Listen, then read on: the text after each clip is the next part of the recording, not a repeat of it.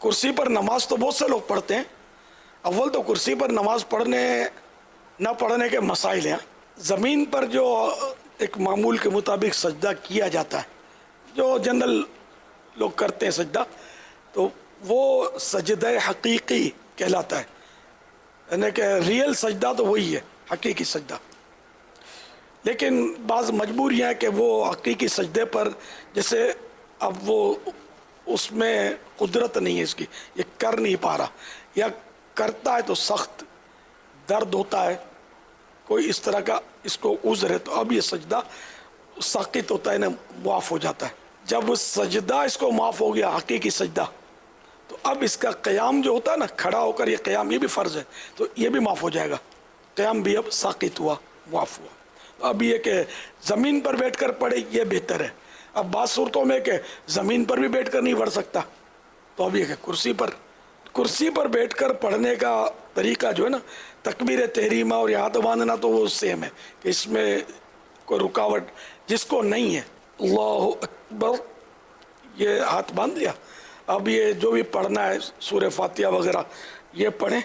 اب رکوع اور سجدہ اس میں تھوڑا دھیان رکھنے کا. اچھا، رکوع کا تعلق یہ جو اشارے سے نماز کہلاتی ہے. اشارے سے جو نماز پڑھی ہے، اس کا تعلق کمر سے نہیں ہے، توجہ رہتی نہیں ہے، کمر جھکی ہوئی ہوتی ہے. تو اصل جو ہے نا، سر سے اشارہ کرنا ہے رکوع کا. تو اب جیسے یہ، اور ٹیک بھی اگر ضرورت نہ ہو تو ٹیک نہ لگائے.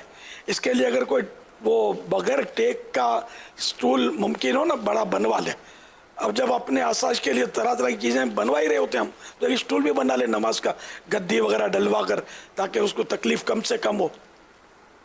تو بغیر ٹیک لگائے، کیونکہ ٹیک لگانا بغیر ضرورت یہ مکروہ تنزیہ، ناپسندیدہ ہے.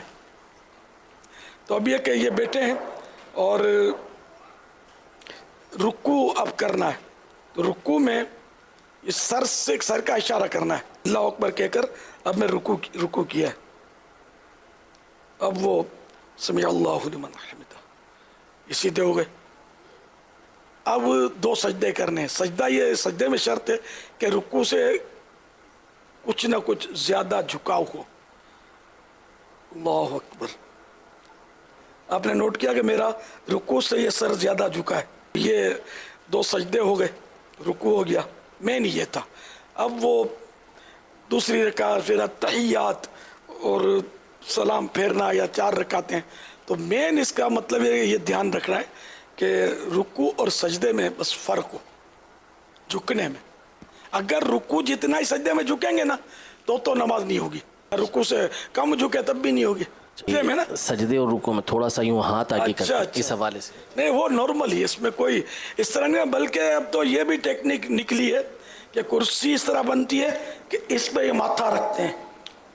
غیر ضروری ہے، حاجت ہی نہیں ہے اس کی، بیکار خرچہ کرتے ہیں. اور مطلب عوام میں غلط مسئلے کی تشہیر ہوتی ہے کہ اشارے سے نماز میں یہ آگے یوں سپورٹ بنائے. حاجت نہیں ہے، حسب معمول یہ رانوں پر ہی ہاتھ رہیں اور یوں رکوع اور سجدہ کرنا ہے. بس وہ کمر جیسے میں نے جھکا دی، کمر جھکانے نہ کمر سے تعلق نہیں ہے اشارے سے نماز کا، یہ ذہن بنا لیں. تو یہ جیسے یہ رکوع، اب یہ سجدہ، تھوڑا سر زیادہ یاد نہیں رہتا، وہ زیادہ جھک جاتا ہے آدمی. لیکن جھکنا تو پھر بھی پایا گیا، لیکن اتنا بھی اگر جھکتا نا کہ تھوڑا رکوع کے لیے اس سے تھوڑا زیادہ سجدے کے لیے، تو یہی کافی ہے. مین یہی رکوع اور سجدے کے اشارے میں دھیان رکھنا ہے. باقی یہ زائد یوں اور یہ ورزشیں کرنی ہے تو فزیو تھراپسٹ کی خدمات حاصل کریں. نماز اسی طرح پڑھیں جس طرح ہم کو شریعت نے حکم دیا. رکوع نماز پڑھتے وہ بھی 2 سجدوں کے درمیان اللہ اکبر اللہ اکبر چلے جاتے ہیں.